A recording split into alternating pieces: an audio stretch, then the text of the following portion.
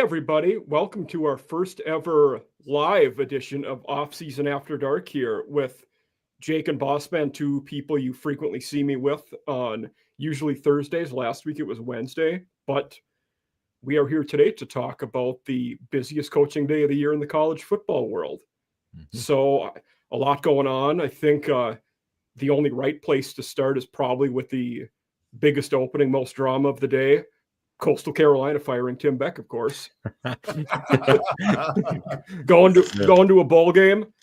The Chants got rid of Tim Beck, and he was disappointing in his few years there, and that's all we have to say about that gig. So I think the next place we can go is probably Ole Miss and LSU for everybody out there who hasn't been living under a rock all day. Most of you probably know the particulars. But it finally, I think we all were waiting. You know, it was a will he, won't he? And I'm not surprised at the result. I'm a little surprised with how toxic and immature it got at the end. What about you guys?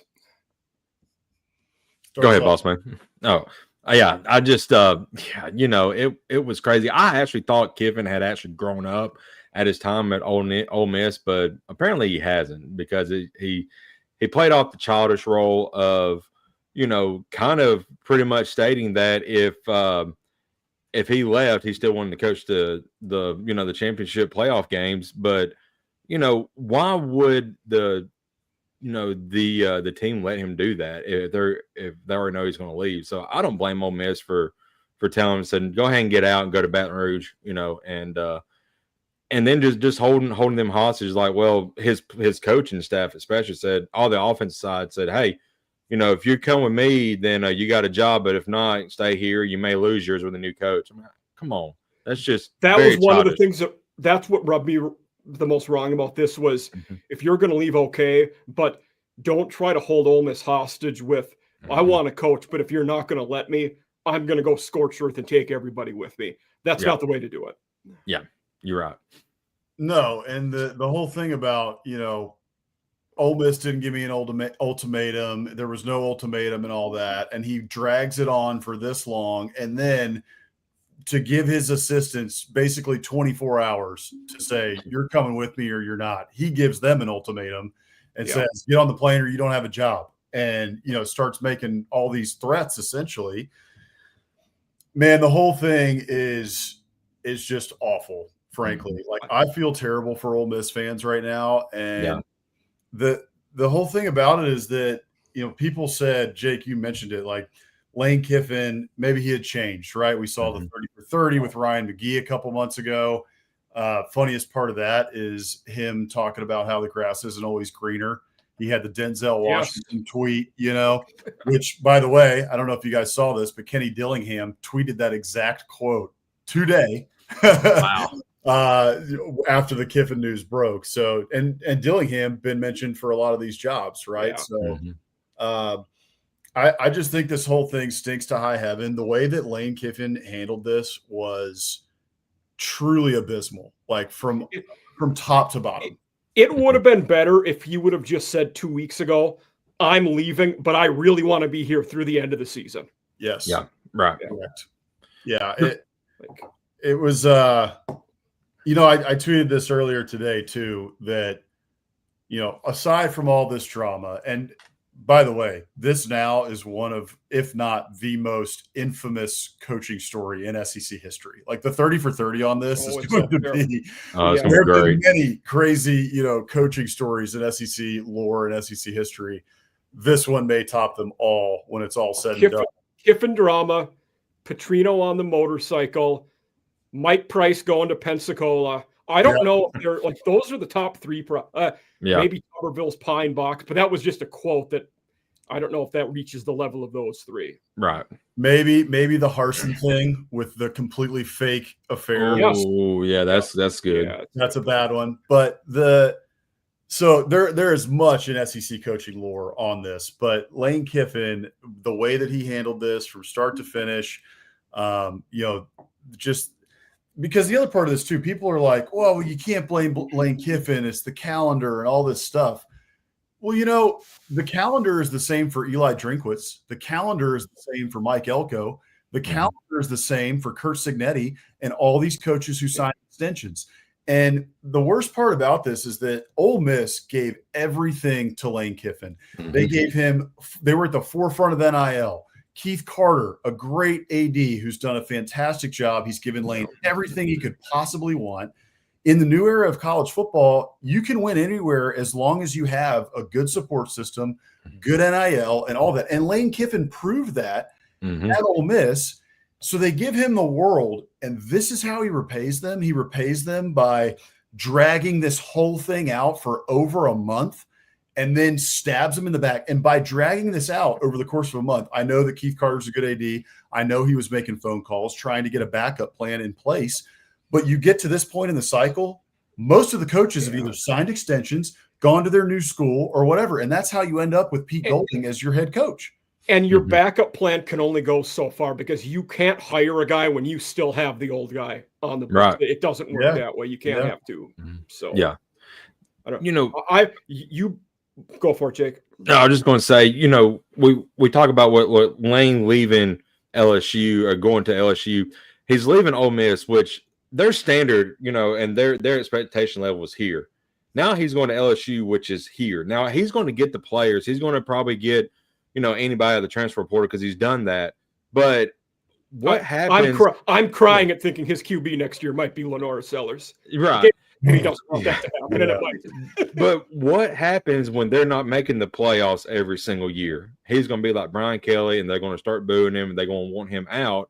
And if he is successful, maybe 3 to 5 years down the road, an NFL team comes back calling him, he's going to leave and go take that job. He's just not loyal to where he's at. And we've seen Kiffin do this time and time again. And that's true. I will give him some credit. He wasn't a flash in the pan at Ole Miss, though. He elevated that program a significant amount. They're way better than when he took over. Absolutely. And up until today, he was the third longest tenured SEC head coach after Stoops and Kirby. So he had put in a significant amount of time there. Yeah, I agree. But I just don't know if I want to leave what I've built up and, that's my team. I've created where Ole Miss is at now and leave knowing that I have no expectations. If I'm making the college football playoff at 10 wins every single year at Ole Miss, I'm going to get anything I want. I'm going to get the boosters, give me money. NIL is going to get money. Now at LSU, if it falters, he's going to be without a job. And that brings up one of the questions I wanted to ask you guys. I don't know that there's any answer to it, but why leave? Does Lane just perceive that the ceiling is that much higher at LSU? Did he just want something new? What are the answers here? I mean, certainly, I think we would all say it's probably a better job, but it's tough to leave what he had too. Right. I think there's a lot there. The first thing is that I think that all of us can objectively say that LSU is a top 5 job in the country. Yeah. It just is based on history, based on resources. And Andy Staples, I think, put it best a couple of days ago when he was discussing this with Ari Wasserman of On 3. And they were talking about it. And Andy Staples' quote was, LSU's expectation is Ole Miss's ceiling. Yeah. And that's a great way to put it. And, throughout, and history matters in this sport, right? That's how you become a blue blood. I mean, it can change, right? I mean, Florida wasn't a blue blood until the 90s when they got Spurrier. And then since then, they've been a blue blood, right? So, maybe Kurt Signetti makes Indiana a blue blood, right? Over the next 10 years, that could happen.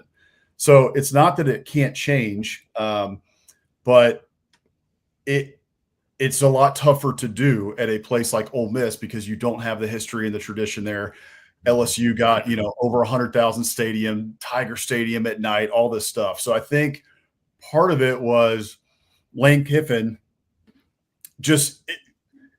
it's pretty tough when a place like LSU offers you $100 million something dollars or whatever at a top 5 job in the country. This is something that Lane Kiffin has coveted for a long, long time. And because of his own actions in the past, he hasn't been able to parlay his previous gigs into one of those big jobs. Well, now he was the belle of the ball in this cycle because of what he's done at Ole Miss.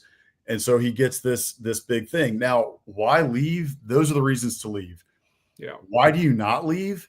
Because you could build a statue in Oxford. Like, you could be the greatest coach of all time in Oxford, Mississippi.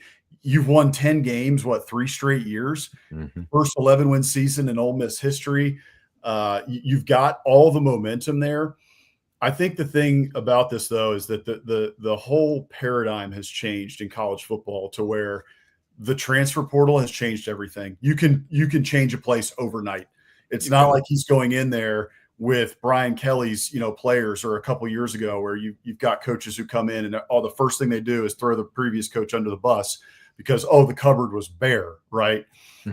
Not the case anymore. With Lane Kiffin, especially how he's used the transfer portal, he's going to go into LSU, and truth of the matter is they're going to be right back. And with what after this drama and what LSU is going to be paying him, he never has a rebuilding year anymore. He can never say he's expected to do this every single year now. And he probably is well aware of that, but there's no more, there's no down years are okay anymore. It's you're winning now.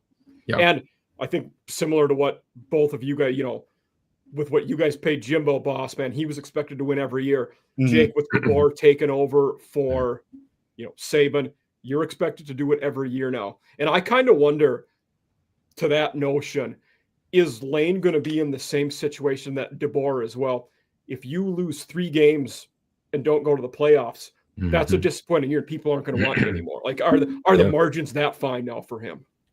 Yeah, absolutely. Without a doubt, they are. Especially at LSU with expectations being so high. Yeah. I think I tweeted this earlier that LSU loves to be the villain. They don't care. They are Darth Vader, and they're okay with that. Yeah, they embrace the hate. They always have. And then their whole thing is, you hate us, we don't care. We're going to kick your ass anyway. We're going to come to your place. You're going to come to our place. Doesn't matter. Spot the ball. We're going to kick your ass. That's how it's always been at LSU. So, and it's not just football. Jay Johnson likes that. Yeah. Kim Mulkey likes being that. Their whole identity is make way for the bad guy. And exactly. That's good for them. Yeah. So now what just happened with Lane Kiffin is he had kind of rehabilitated his image at Ole Miss. He had, I'm new, I do hot yoga, and I'm back with my ex-wife, like all this stuff. He kind of rehabilitated his image. Now that's all out the window. He's back to being Lane Kiffin of Tennessee, Lane Kiffin of the Oakland Raiders, all that. He's the same guy he's always been. All that rehabilitation stuff is out the window. He became persona non grata in Oxford, Mississippi today, and across the rest of the SEC and most of college football. They see this for what it is, and he's a total villain. And so that's kind of, though, a match made in heaven, or maybe a match made in hell, depending on who you are, with LSU and Lane Kiffin, because LSU embraces that. Lane Kiffin is now the villain. And so you've got these 2 villains that just embrace the role. You're going to be hated everywhere you go. But you know what? We got Lane Kiffin who wins 10 games a year. We're going to kick your ass. Like, I think the closest comparison I can think of to that is almost late 80s, early 90s, Miami with Jimmy Johnson, Dennis Erickson. You really embrace that role of nobody likes us. And if you can recruit the right type of athlete that wants to be a part of that and likes that us against them mentality, it can really work. Yeah. It's going to be Vaught-Hemingway Stadium next year when LSU rolls into town, whenever that may be. Oh, God. It's going to be that is peak TV right there. I mean, it's gonna. When he went to Tennessee a couple of years ago and got the mustard bottles thrown at him, it's gonna make that look like a McDonald's place. It is gonna be wild. I don't remember. I can't credit them because I don't remember who tweeted it. There's been so many tweets that have stuck in my mind today, but one of them was, I don't even think the condiment has been invented yet of what will be thrown in Oxford, Mississippi at Lane Kiffin. Yeah, that's a good one. Man, no kidding. The other good one I saw was it was Lane Kiffin changing, and it was in the ring when Sting takes off his mask and it's the face paint, and it's exactly the same. Yes. Yep. That's good stuff. Man, it is. But let's pivot. So sticking with Ole Miss here, they moved quickly, hired Pete Golding, and I wanted to ask you guys your take on this. So when Lane gave them apparently the ultimatum of you're either coming now or you don't have a job with me, Golding said almost right away, he was staying. Mm-hmm.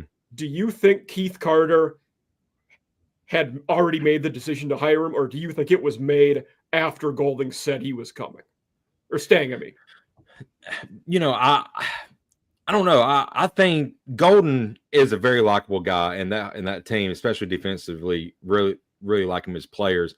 When he was at Alabama, the players absolutely loved him. And I think it speaks volumes to staying loyal to your team through all of this. And that's what he has done. My only thing with Golding is it's expectations. As long as he's winning 8, 9, 10 games, I think it'd be all right. But I think if he wanted to get into the head coaching ranks, he needed to start out a little bit smaller, maybe in a G5 school to build up his repertoire a little bit. But I think for him, the defense was elite. If he can keep most of those guys come back next year, the ones not moving off to the NFL, but if he can keep the core per se there, and I think that's what's going to happen, they're going to be okay. If he can maybe convince either Simmons or Chambliss to stay on his roster, I think they're going to be pretty good next year. You'd imagine you could at least convince one of them to stay too. Right, exactly. And it seems like Austin Simmons is on board, right? He put up the picture, on his Instagram. He made his picture. I can't remember who it was. Maybe I think it was Joe Judge. So he seems to be on board, and it sounds like Joe Judge is going to stay. So I would hope Judge would be the O coordinator. I mean, that to me, in fact, I'm a little surprised he wasn't the guy that was named. I thought he was going to be interim head coach, which you can't even call Golding interim because they just named him the permanent right away. Right. So, yeah. I mean, he's got coaching experience, so you figured he would have got the nod over Golden. Absolutely. The thing that I'm interested in with Golding is his defenses have been solid. I mean, I know Alabama fans near the end they were ready to see him go, but since he's been at Ole Miss, he's fire Bill, fire Pete was that whole winter. Fire everybody. That's Alabama fans, we get it. But I know, But he's done a good job at Ole Miss with those defenses. The thing that I worry about this reminds me a little bit of the opposite side of the Egg Bowl rivalry when after Mike Leach passed away, they had to make a shotgun hire. It was past the bowl game. And so they hired, or right before the bowl game. And so they hired Zach Arnett. And we all know how that went. It was one and done because it was awful. And so I think Pete Golding is a much better coach than Zach Arnett. Zach Arnett was just not ready for that stage yet. But, this is also going to change a lot. I mean, does Joe Judge going into next year, is he going to run a similar offense to Lane Kiffin? I mean, Kiffin's a mastermind, right? And Charlie Weiss Jr. learned from him. Both of those guys are gone now. So what offense is Weiss going with Kiffin? Do we know that? Well, let me be clear about this because I just saw this tweet from Pete Nakos. You can actually read it. So Charlie Weiss Jr. got on the plane to go to Baton Rouge. However, sources tell Pete Nakos that despite Charlie Weiss boarding the plane to LSU to follow Kiffin to Baton Rouge, Ole Miss is still leaving open the possibility for a return if he's interested. So, maybe there's a possibility the door is still open there. But it's still, if Charlie Weiss doesn't come back, what does that offense look like next year? And that's what they're going to have to sell to somebody like Trinidad Chambliss, to Watkins on the outside, and then to somebody like Austin Simmons. Right. Kwan Lacey, you obviously want him to stay. Yeah, for sure. 100%. Yeah. That's interesting. Yeah, I didn't know about the Weiss stuff. That's good to know. I think it came out about 10 minutes before we got on. So if hypothetical, say Lane had announced this a couple weeks ago, I don't think Pete Golding would be the guy. Do you guys? No. I have a feeling it would have been Summerall. Yeah. It's because I had heard that there had been rumblings. Maybe Nakos reported that there were conversations in the background happening with Summerall. I mean, it seemed like, aside from Lane Kiffin, Summerall was kind of the belle of the second tier, right? Who's going to potentially, replace these guys, depending on what moves happen, what Lane Kiffin decides. And Summerall was the guy for a lot of them. I mean, I thought for a while maybe he was going to be going to Auburn, and now he ends up at Florida, and then Ole Miss seemed to be in the mix for that as well, making some calls. So By the way, if we want to switch to that, I think it's funny the reaction of Florida fans and Arkansas fans with the hires that they made today. Yeah. I think that Florida crushed it. I think John. I don't understand the Gators people not liking that hire. I don't either. It makes no sense to me. No clue. I mean, I've seen comments where there was, when it was between Auburn and Florida for him, they was telling Auburn people, yeah, please take him. We don't want him. I'm like, really? I don't understand that at all. I don't get it either. He's done a great job at Tulane. Mm-hmm. And was great at Troy. Yeah, he's great. I mean, he's yeah. good everywhere he's been. And also, I saw a couple of people point this out. I will say this: the media folks like Chris Doring, I saw Laura Rutledge tweeted about it. The Gators who are in the media, they were pumped. They were all like, "We have talked to this guy. We know this guy. Like, he is great. He's going to do a great job at Florida." It's the fan base, in the replies all over Twitter, just saying, we're not happy about this. It's not big enough, whatever. The truth of the matter is this cycle, there was one big name out there. It was Lane Kiffin. And other than that, it was like, okay, there's some good, like Eli Drinkwitz, right? He could have been a great hire somewhere. Well, Mizzou, wrapped him up. It's all good there. He's going to stay in Columbia. After that, it was kind of like, okay, maybe Mike Elko, but he's at a big job. Like, why would he leave? Yeah, he's not going to leave.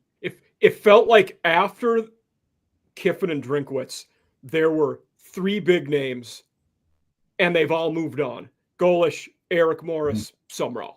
They've all found jobs elsewhere. Yeah. Mm-hmm. But it felt like with like Florida and even Arkansas, like the Arkansas fan base, it's like they wanted to hire Nick Saban. I mean, I'm listening to all these people losing their minds in the comments, like getting pissed about Ryan Silverfield. It's like, okay, he's got a sub 500 record against 500 and above record teams during his time at Memphis, but otherwise he's done a great job. And by the way, he beat you guys this year.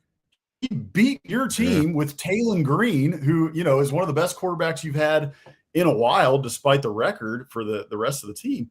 Like, let's take a deep breath and give this guy a chance real quick. You guys were not going to hire Bill Belichick. I mean, from the Patriots days, you weren't going to hire Nick Saban. Everybody's losing their minds. And this cycle, there just wasn't enough massive candidates like that to make a splash in every single one of these programs. No, there wasn't. Yeah. And the Arkansas one, I don't really like the Silverfield to Arkansas one. He went to Memphis, where you have as much or more resources as anybody in the American, where he took over a good situation from Mike Norvell. He won games, but he never made the conference title. For me, very underwhelming. I mean, if you're Arkansas, you didn't fire Sam Pittman at midpoint of the season to end up with Ryan Silverfield. It has to be disappointing for them. And they're letting Hunter Yurachek have it on social media. I will say that. They are. His tweet about hiring Silverfield got ratioed by Hogs fans.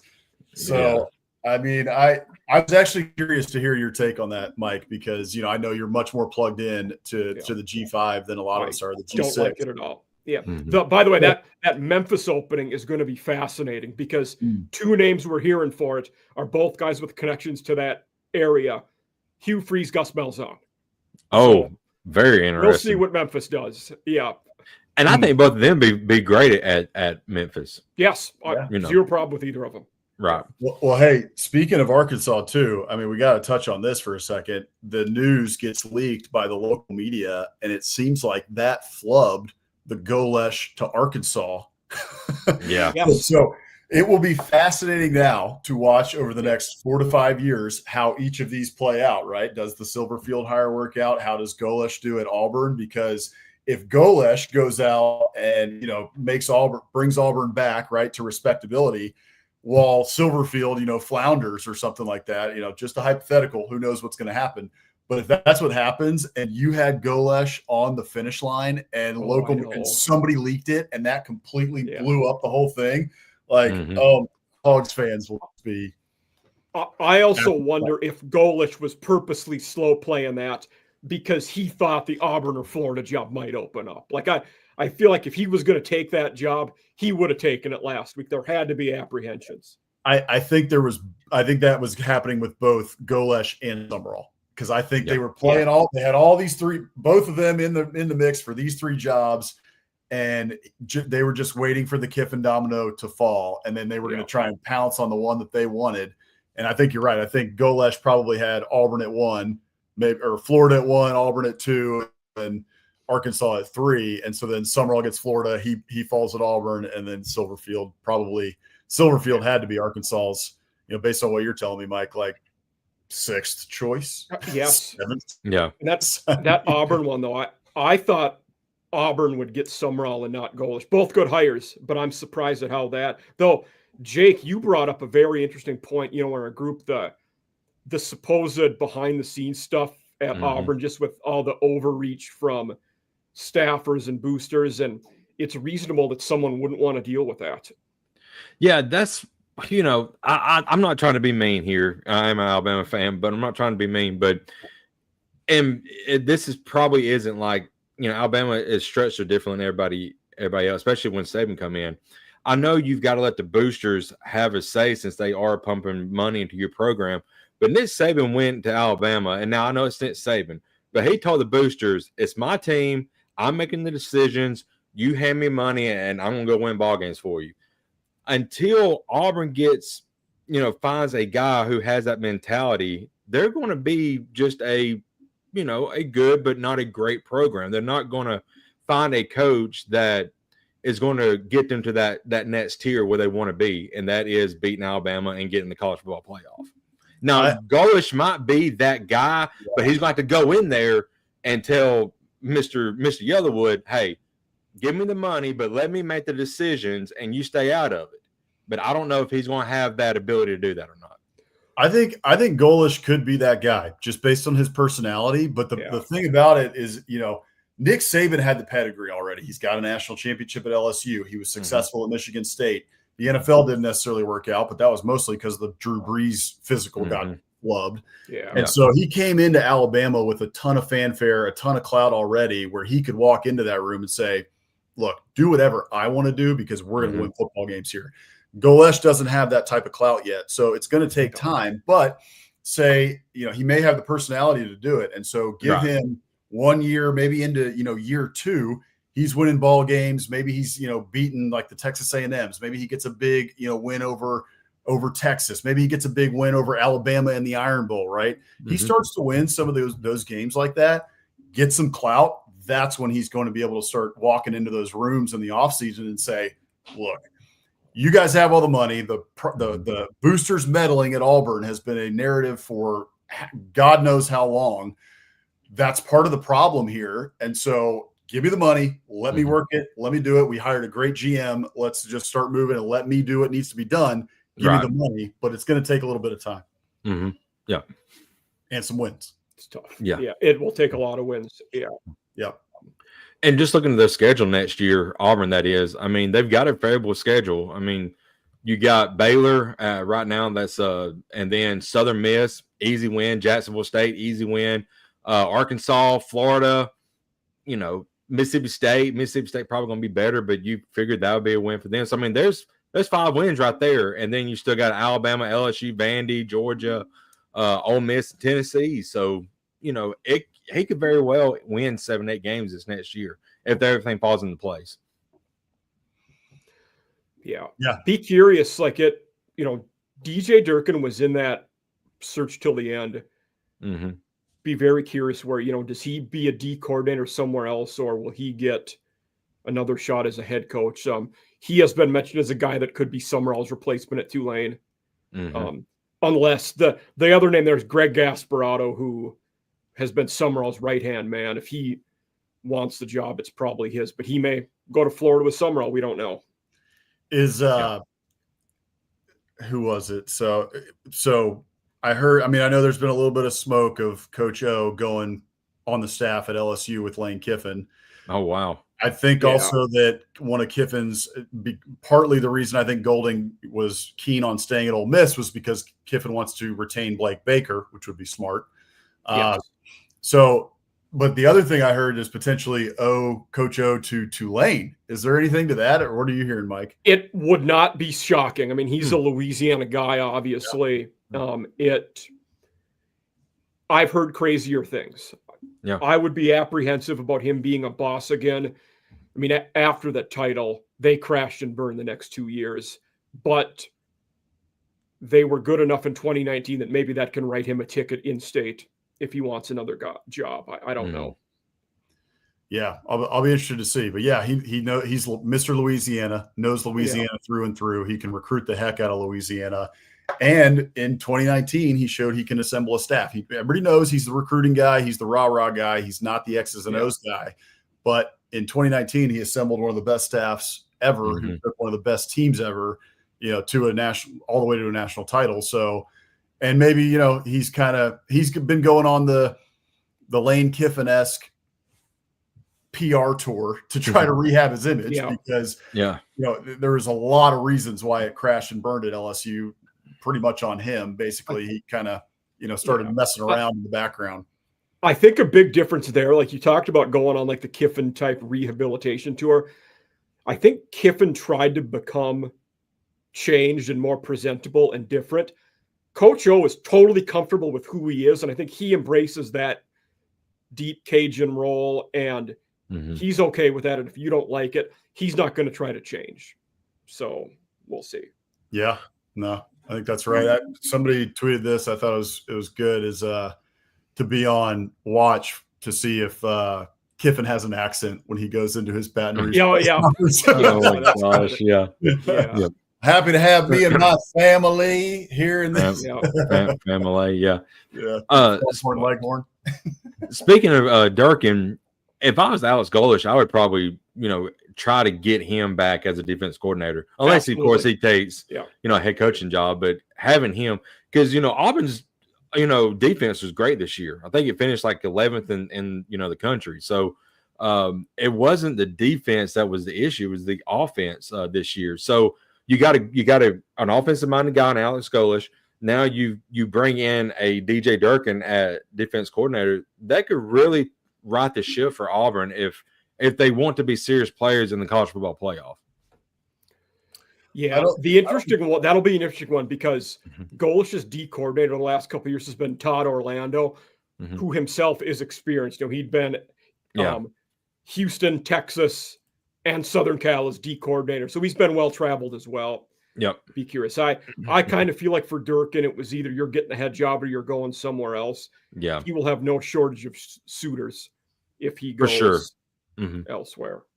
I think you're right. A good one for him. If I'm Pete Golding, I would consider bringing him back to Ole Miss's D coordinator. Absolutely. Make a lot of sense.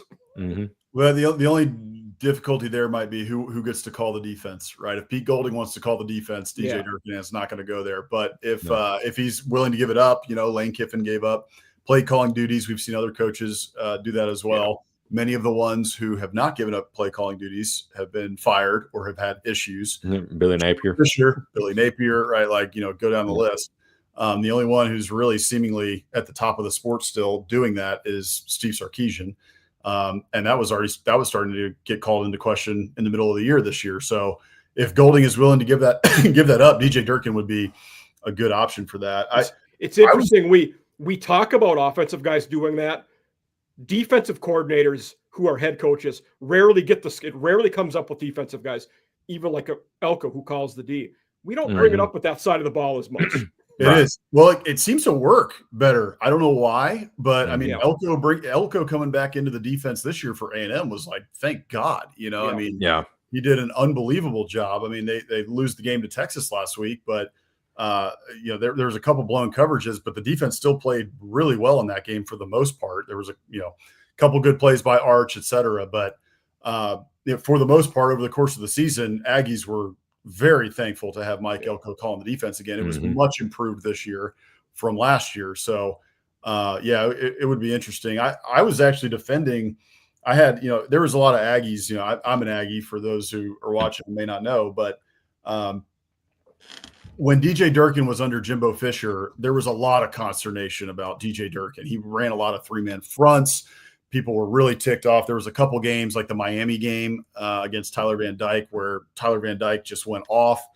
And so there was a couple reasons to like not love Durkin, but statistically they were very good at some things though. That's what I'm saying. And the other thing too was they were so young on defense a couple of those years he was there. Correct. And so I was actually defending Durkin go back a couple months because there was a bunch of Aggies going after him for some game at Auburn or something.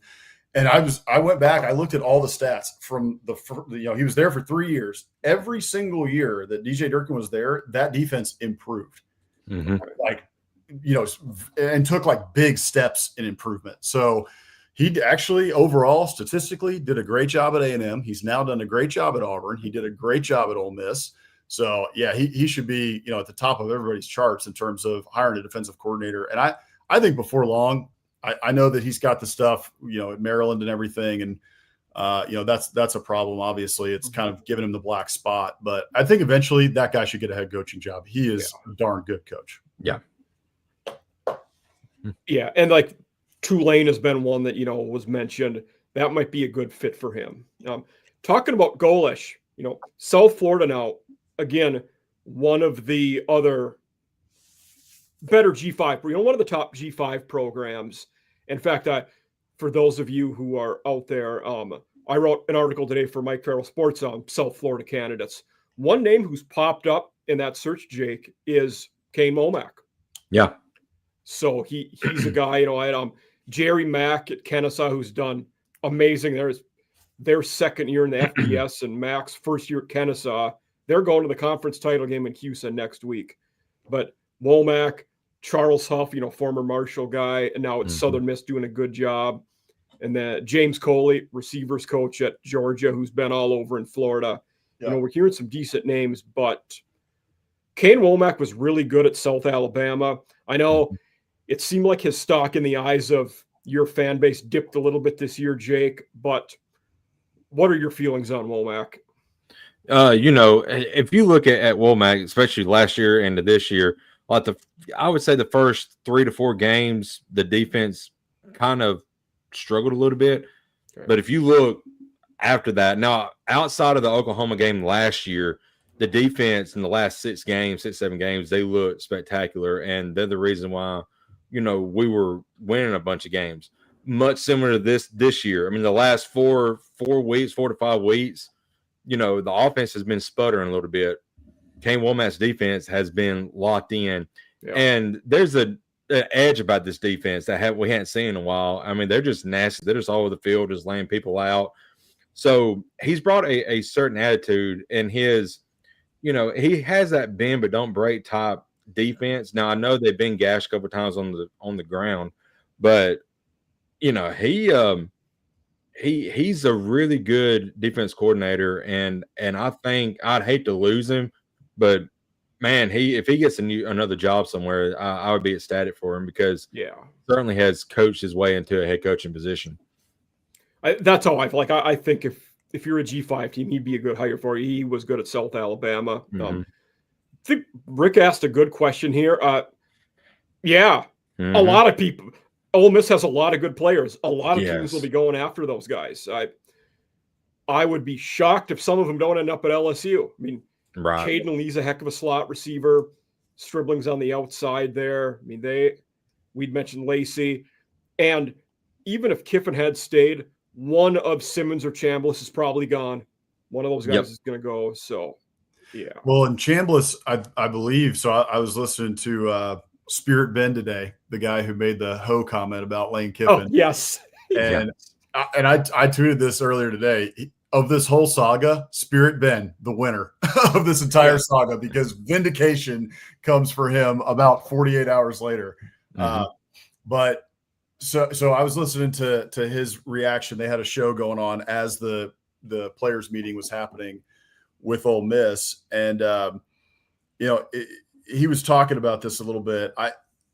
I'm really interested to see how many of these players follow Lane Kiffin to LSU, because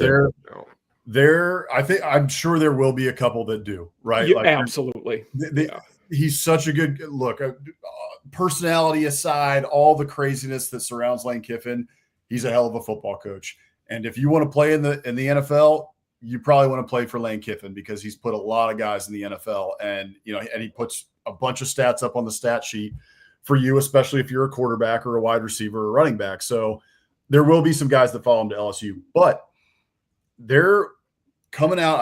I think it was Aaron Torres, who's with Fox Sports. He tweeted this out about a week ago, and Lane Kiffin had that press conference last week where he said, this is a new era. Kids aren't too worried about the noise that's on the outside and all this stuff, right? You're talking about his, coaching, the coaching speculation.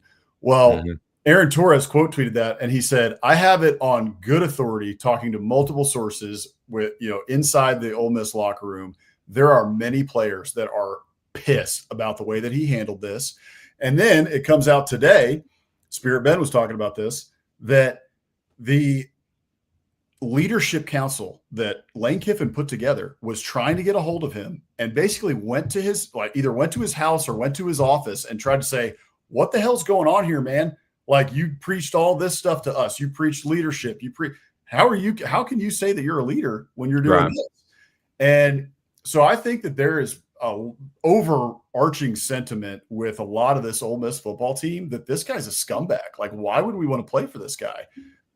And so, yes, there will be some that follow him to LSU, I'm sure. But I actually think that maybe some will stay for Golding. I'm sure many will. I think that he's very well liked within the Ole Miss program. But then opposite of that, I think that we all know what's happening right now. Alabama, Auburn, Texas A&M, Texas, all these schools are behind the scenes, starting to try to pull some of these guys from the Ole Miss roster to come to their school. And I think a lot of them will end up at other SEC schools when it's all said and done. Yeah. I think I saw something else today as well, that after the meeting, the players were screaming, it's Pete Golden's, team now or something like that. So it seems like they are, at least for some of them, are behind Golden. So I figured, like I mentioned earlier, if he can keep the core of the defense outside the ones who's leaving for the NFL, and at least keep one of Chambliss or Austin Simmons, that offense is going to be really good. And they can keep Karen Lacey as well. All right, I got two questions for you guys. I think this will be fun. First one is, of these coaches who just got hired today in the SEC, who wins a national title first? Mike, your show. You go ahead. Lane Kiffin. Okay, yeah. I agree. I agree. But then aside for all of the ilk and negatives we said, we've never said he's a bad coach. No, right. He's a great mind. Yeah. Great offensive mind for sure. And the day he wins a national title, he's going to look back at everybody today that dunked on him and do this to everybody. I know. Yeah, that's what's going to happen.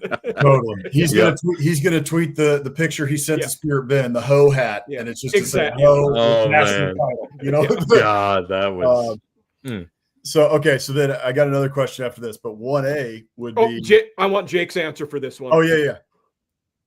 On who's going to win the? Yeah, I think it's going to be Lane Kiffin for sure. I think so too. Yeah. So 1A from that would be, does he win a title within the first 4 years at LSU? Because that's the precedent. Ooh. It's tough. Ohio State's not going anywhere for a couple of years. They will be a mountain to climb for anybody. Yep. Notre Dame's going to be competitive. Yep. Texas Tech has more money than God out in West Texas right now. Yeah. And look at the SEC. Alabama doesn't look like they're going anywhere. Georgia, A&M's coming up. They're not going anywhere. And then Texas. So it's going to be a tough road. I think he's going to have to win one within the first 4 years. Are you going to start hearing the rumblings of, we probably made a mistake here. He's a great coach, but he can't. My thing with Kiffin, me and Stacey talked about this when we did our show. We just did our show earlier today, but he don't sound like he can win the big game. So he hasn't made the playoffs before this year for all we talk about him. Yeah. And now he's not even going to get to coach it because of what he's doing. Yeah. So my second question then is, all right, we all agree. I think Lane Kiffin probably wins the title by year 3. He's that good of a coach. I will say yes within 4 years, even though it's a tough one. Just looking at other teams that are going to be competitive. Yeah, Yep. I agree. I mean, I think the SEC is more competitive than it's ever been. And so I agree with you.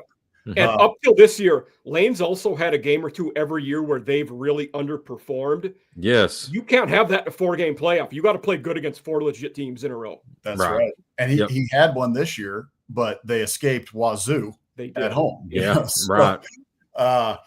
So then my second question is, all right, we all agree Lane Kiffin probably going to be the first one to win a national title of all these coaches hired. Mm-hmm. The second tier of that is now Auburn with Golesh, Florida with Summerall, and Arkansas with Silverfield. Do any of them win a national title during their time at their respective school?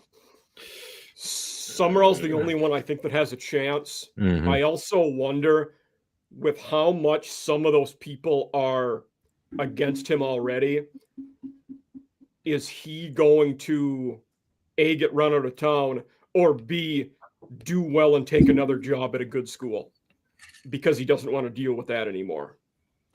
Well, I think Silverfield is the first that gets fired too. I will throw that out there of this group. Well, I will say Summerall can change all that if he comes in and instantly starts winning. The fans 100%. Will, the fans will be behind him 100%. It's just going to be tough, because I mean, there's a deep recruiting pool down there in Florida for sure. He's got plenty of guys to pick from, but changing the program around overnight is really going to be tough. Same way with Alex Golesh, but I would probably say Summerall out of that list are probably the first one to have has the better chance of winning a national championship. That would be my guess as well. The only thing that gives me a little bit of pause is that it hasn't always happened. The last two haven't worked out this way. But Auburn, typically when they hire a new coach, gets some random jolt from the gods, the college football gods. And within 2 years, somehow they strike it lucky and they're in the national title. Right. So one thing that could alter with Summerall a lot, are they able to keep DJ Lagway, or does he go somewhere else? Because if Lagway leaves, your first 2 years, it's probably a no. But if he stays, you could be competitive right away. Lagway's one, I wonder, he is a guy someone will throw a large bag of NIL at. Does he go back home to Texas Tech, and is he the next guy there? That's a very good point. We don't know. Could be Raiola at Texas Tech too. They're saying he may enter the transfer portal and try to become, actually legitimately become Patrick Mahomes. Could be Sellers somewhere. Yeah, I was thinking if Lane went to Florida that Lagway was probably gone, but with Lane not going to Florida and it's Summerall, if I'm Summerall, I'm trying everything I can to keep that kid, and it seems like he wants to be a Gator, so just match whatever NIL. I still, and I know that people are not as high on DJ Lagway because of the, at least this year, right? This year did not go very well, but he did play well at times, and I still think he's one of those guys, right, where you look at the things that you can't coach, right? He's got the size, he's got the arm, he's got everything he needs to be successful. And he's good enough and talented enough where you don't roll the dice in the portal if you can keep him. Right. Yeah. Thing about Lagway is he's got to make that next step this next year if he stays for Summerall to start boosting that program back up. Very good point. Yeah. I think to go outside of the conference for just a second. I love the Pat Fitzgerald hire, by the way, at Michigan State. Yes. That is a very good hire for them. Great hire. And I like Jonathan Smith. I made the comparison today on Twitter. Jonathan Smith was like Brian Harsin at Auburn. He's a really good coach. He was just at a terrible fit for him. Yeah. He's a West Coast guy. Michigan State wasn't the right place for him. Yeah. He should go to UCLA. I mean, he is a Pasadena native, by the way. It is his hometown. He should go to UCLA. I mean, UCLA, that's a graveyard for coaches at this point. But sounds like they want Chesney a lot, who's at James Madison. But to me, it's odd. You don't see a lot of East Coast, West Coast. I don't think that's a good idea at all. I think he's a good coach. I think he's doing a great job at JMU. But I mean, most of his coaching career is Midwest to the East Coast. Like it's like a fish out of water, putting him in. I've made the cut for him. If UCLA is my only P4 option, you feel like you're going to stay relevant at JMU. Maybe I stick it out one more year there and see what comes up next year. Yeah. Wisconsin could come open. We'll see what happens, on that part of the country. Yeah. Well, I mean, we still have one of the biggest jobs in that part of the country open. I mean, Penn State's still. What the hell is going on at Penn State? Speaking of that, looking at Cal sheet today, do you know who is now the betting favorite at Penn State? Josh Heupel. Josh Heupel. Yeah, I saw that. I was like, what? Yeah, wow. I know. So I saw Richard G. West got a couple people on that. I tweeted out Richard G. West bomb. Yeah. Hey, after Vandy, embarrassed them yesterday, they may want Hopper out of there now. Who knows? Like, what would it take for him to leave? Like, is he having it out with the administration? Is something going wrong, or like? I don't think so. I mean, it's Danny White. Yeah. It's like him and Danny White are like this. Like they've been Right. since UCF. I don't think it's anything like that. The only thing I can think, I mean, that seems like a weird fit anyway. I mean, Heupel's he's an Oklahoma guy. He's an SEC guy. Like, why would he go to Penn State in the Big Ten? Right. So that from the start feels like an odd fit. But the only thing you can think is that when you get to this point in a coach's career, what is he in year 4 at Tennessee? Yeah. So 4 or 5, yeah. Yeah, 4 or 5. Made a playoff, like he's done well. It's this is the point in the next like 2-ish years that if you don't continue to make progress, if you don't make another playoff, that it starts to get stale and the fan base starts to get a little bit antsy. Yep. Like, I don't know if this guy really is the guy, even though he's done a lot for your program, brought it back from the dead after the Jeremy Pruitt era. And so you wonder if from coaches' perspectives, they start to think about that and they start to think, I can start my clock over. I can get a 6-year deal, right, at a Penn State or wherever for a lot of money and start my clock over. So that would be the only consideration I could see. But otherwise, I have no idea why he would leave Tennessee. And I said this in the preseason. I think I picked Tennessee to go 8-4 because of the whole thing that happened with Nico. Josh Heupel handled that about as well as anybody could have handled it. And it was an impossible situation. He did a great job with that. And so this year, to me, they played really well early, which is what, the expectation level raised a little bit. And so, but to me, this year was a wash for Tennessee anyway, just based on. I agree. Yeah. So, okay, let's restart next year. Like, let's get it back going again. By the way, Nico will be highly sought after in the portal if he decides to go at it again. For as much of a disaster as they were, he played pretty well at times. He did. Yeah. Mm-hmm. Yeah. I would love to see Nico playing for Kurt Signetti, by the way, just throwing that out there. That could be interesting. That would be fun. Hey, so the other one I was thinking about outside of the conference is somebody tweeted this earlier and they said, who would have thought that Virginia Tech made the runaway slam dunk hire of the cycle? And James Franklin is putting work right now in Blacksburg. Yeah. What a slam dunk hire for them. Yeah. They're going to be good quickly. Mm-hmm. Yeah. The other one, I after Nick Rolovich is the interim at Cal. They knock SMU out of the conference title game last night. If I was Cal, I would name Rolovich as the full-time head coach. He's a hecker. He was doing good at Wazoo before being unceremoniously fired, in that debacle. But Rolo's a good coach, and I would hire him. One of the best coaching memes I saw was Nick Rolovich fired at Washington State for refusing the vaccine. Now at Cal, the most liberal school in the country. America is healing. We're coming back. Yeah. That surprised me. The Wilcox getting fired from Cal. Me too. I thought that was very surprising, honestly. My whole thing about that, I saw that. I was surprised. I had forgotten that Rivera was now the GM or whatever. Yeah. GM. Same as Andrew Luck is at Stanford. Yeah. Yes. But to me, it says like he means business. We're not messing around. We're done with 6-6. That doesn't cut it at Cal. We have too much history here. Aaron Rodgers and Marshawn Lynch and Jared Goff and all the way back. There's a lot of history. Deshaun Jackson. Yeah. Deshaun Jackson. I mean, they've had players. So I love that. I would love to see Cal and some of the Stanford and there's so much people are talking about.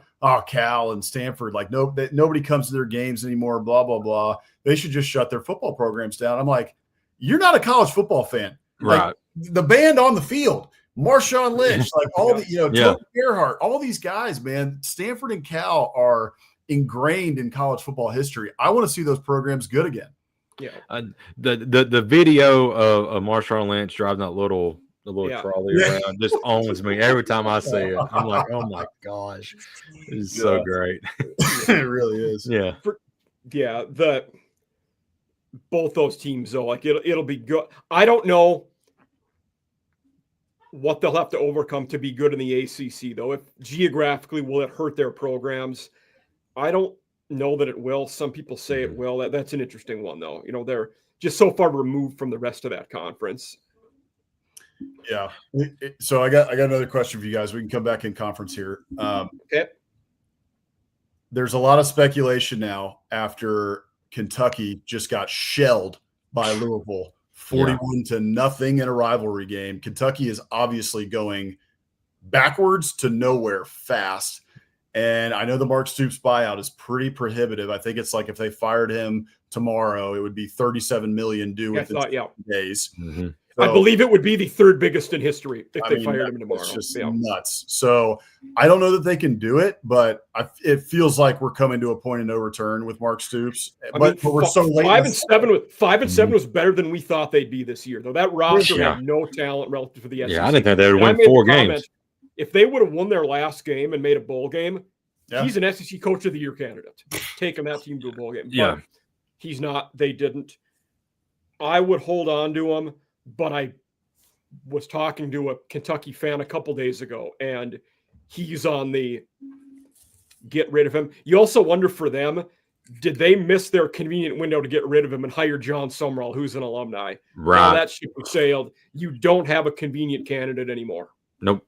No, I also think where we're at in the cycle with the coaching, the whole coaching carousel, it's just wait till next year, right? See what happens. And, look, maybe he goes into the portal, finally hits on a quarterback and gets a whole bunch of talent in there. They put a lot more resources behind NIL. I mean, he's always, moaning and complaining about we don't have enough money here. So maybe finally, they'll put a lot of resources behind it. And maybe he's got a year next year like Tony Franklin had at Virginia. I mean, Tony Franklin was a dead man walking this year, and now he's in the ACC. Tony Elliott.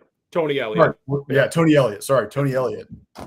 Tony Elliott at Virginia. Like, maybe that happens, but I don't know. It just feels that's a little bit of a different scenario. Right? I mean, this is Tony Elliott's. It's tougher with the schedule. Like Virginia preseason was one of my favorite bets on the over for their wins because the schedule was so weak. You typically don't get the imbalance there in the SEC and Big Ten. That's true. It's very different. Very different conference. I don't see Kentucky, no matter how much better they are next year, making a run at the SEC title game. By the way, I love 7-5 Duke is playing for their conference title game. That is so awesome. That is crazy. Yeah, absolutely. But if they somehow win, I know they got shellacked by Virginia early in the season. Yeah. But if they somehow win, then the ACC, they're talking about probably not going to have anybody in the, unless Miami makes the college football playoff. Do they not have an auto bid now? No, because it's the 5 highest ranked conference champions. So Tulane or North Texas and JMU could both finish ahead of them. In the end, I think Duke would pip JMU and make it, but there's a possibility they don't. Yeah. So I mean, Virginia would probably still be kind of on the cusp too, right? I mean, they're pretty low in the rankings right now. What are they, like 19, 20? They are 18. Yes. Yeah. But if Virginia loses, they're obviously out. But if they win, I feel like they'd probably they're higher than JMU, so they would easily be the 5th conference champion. Yeah. Right. Got it. Okay. Yep. Yeah. Okay. So winning you're in for Virginia. Yeah. Seeing Virginia in the college football playoff, honestly, would be pretty cool. I grew up in Charlottesville. I got a lot of friends that went to UVA, so that'd be fun. Give it a few years. We just talked about Virginia Tech's going to be in the college football playoff too with James Franklin. Tony Elliott better enjoy it. Yeah. I don't think it's going to be like this for long. Yeah. I wonder, and with him, if he can keep up even some success, being a longtime Clemson guy, does he get that job if Dabo retires soon or steps away? That'd be an interesting one. I don't. To me, I want to see another good year or two out of Elliott before I'm doing that. Totally. And I know Clemson had a terrible year, but I think Dabo has earned himself at least another year or two there at Clemson. Absolutely. For sure. So Their D coordinator, Tom Allen, former Indiana head coach, also mentioned as a USF possible head coach candidate. Interesting. So, one of the guys I was thinking about last year. too, one of the guys who should get some consideration in my mind is Brian Daboll. I mean, I know he got fired from the Giants. Well, he's relatively high on the Penn State odds right now. He should. I think that'd be a great hire for them. Yeah. He should be. Yeah. I think it'd be a great hire. And Saban's gave him his blessing there. I think there'd be a good guy too. So I would probably go for it if I was Penn State. I mean, we've already talked about the big guy, and Kiffin's probably never going to go there. Then your second tier guys are already signed elsewhere today. So who else is there left that you're looking at? I mean, your list is getting smaller every day. Yep. Very small. Yeah. Interestingly enough, John Gruden's still out there. Hi. It's funny you see his name for every job too. Every job. I saw him for USF. Somebody's wanting him to go to USF because of the Florida ties and Tampa Bay area and all that. So No, I think he's taking a big job or nothing. Mm-hmm. 2 minutes. So I'll ask one question. Any job that, whether it be for firing or coach leaving, is there a job that didn't open today that you expect will open up this cycle? For me, it's a tough. I don't know. Maybe JMU is probably the most likely. If Chesney takes another job, that's probably what I would guess. But that's the only one I can think. Kentucky, the one we just talked about. It seems like Stoops is on thin ice out there in Lexington. And then I do think Chesney. I don't know. I guess it's really Penn State or UCLA for Chesney, and that could go any which way. Yeah, and Stephen always talks about Kurt Ferentz retiring and Stoops going up there, but Ferentz having another good year this year at Iowa, which is insane to think about. But he may stay for another year. I know, and I don't know after how poor Kentucky's been the last few years. I don't know if he's the guy they'll want. Like, some of their fan base might riot if they're taking on a guy that's been that poor. So that's a good point. Who knows? They'll have options. Yep. I think it's kind of nuts. You're talking about, could there even be another job that opens up maybe in the SEC or outside it? But somebody put this out there and it makes, you just do the numbers real quick. It was something like close to a third of the SEC hired a new coach today. Wow. Yeah. Close to 33%. That's crazy.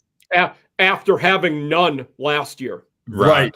Yeah. Yes. Yeah. Which was funny because I remember people talking this offseason about that. Like, there was 0 openings last year. That means this year could be a bloodbath. Exactly. Right. Yeah.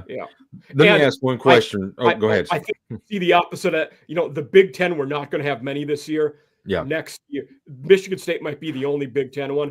We might see a lot in the Big Ten next year. Yeah. For sure. One question I want to ask you guys real quick. Mike Norvell, his name's been brought up a lot.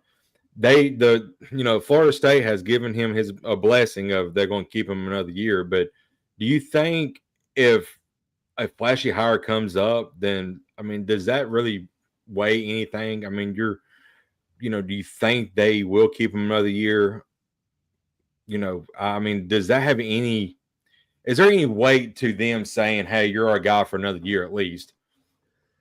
Yeah, no. I don't think they would have lied and then fire him in a week or two. Okay. Yeah. He's gonna be the coach next year because the buyout is unbelievable. Yeah. And Florida State has had money issues for years. They don't compete with the best of them when it comes to money. I know they're putting a lot more money. That's partly why Jimbo left for A&M years ago, was because A&M was like, look, we'll give you whatever you want. And Florida State was like, and they had the 20-year dynasty of Bowden and being top 4 every year. He was never among the highest paid, and their assistant coaching pool was never very high. So he truly amazing what he was doing in hindsight. Mm-hmm. Yeah, without a doubt. So I do think I think Norvell could be one of those guys when buyout's going to change a lot. It could have been over $100 million to fire him, his assistants, hire another coach. Like, it was way too much money for Florida State. They didn't have a choice. Like, they had to keep him another year. But I could see once that buyout drops a little bit more. I don't see this getting much better unless he, because now he's in the cycle of portal, right? Like he hasn't been recruiting very highly at the high school level. And so now he's having to bring in all this portal talent that can go a lot of ways, right? Like maybe next year he hits and he gets some guys like they had a couple of years ago where they barely missed the college football playoff. So it could hit and maybe he wins 9 games next year, but I don't see it. I could very well see, 3, 4, 5 games into next year. Like that's the first job that opens. Could be. Yeah. I don't think Wisconsin could be one that opens early next year too. That's a good point. Yep. Yeah. We've talked about that one. We have. I can't believe that one hasn't worked out. I thought that was a home run. Everybody did. I know. He was the elite guy of that cycle. Yeah. Right. Yeah. But no doubt about it. Thanks, Off-Season After Dark fans. We'll leave you for tonight, but thanks for tuning into our first live episode. And you can check out Jake on Tide Talk, Bama After Dark. I always get it mixed up, Jake. Which one do you do with Stacy? It's Tide Talk Live. Me and Stacy do Tide Talk Live. Yeah. And then I'm the solo on Bama After Dark. Yeah. And Bossman, you can check him out on Biscuits and SEC with his brother Hammer. Will Hammer be on this week or is he honeymooning somewhere? He should be back. So he's actually 38 right now. Great honeymoon. By the way, funny enough, so every week on Biscuits and SEC Live, we go live at 7 Eastern, 6 Central on Wednesdays, and we do a biscuit of the week, Mike, as you know well. So he has sent me like 3 different incredible looking biscuits from 30A. So we have content for like 3 weeks for this honeymoon. He's going to knock Rick off from being Captain Biscuit with that. Yeah, he is. He's making a run for Captain Biscuit of the Year. Nice. And then you can check all of us out next Thursday on SEC After Dark on our group show. So look forward to all of that. Thanks, guys, for being here. It was a great episode. Thanks, y'all. Yep. See y'all.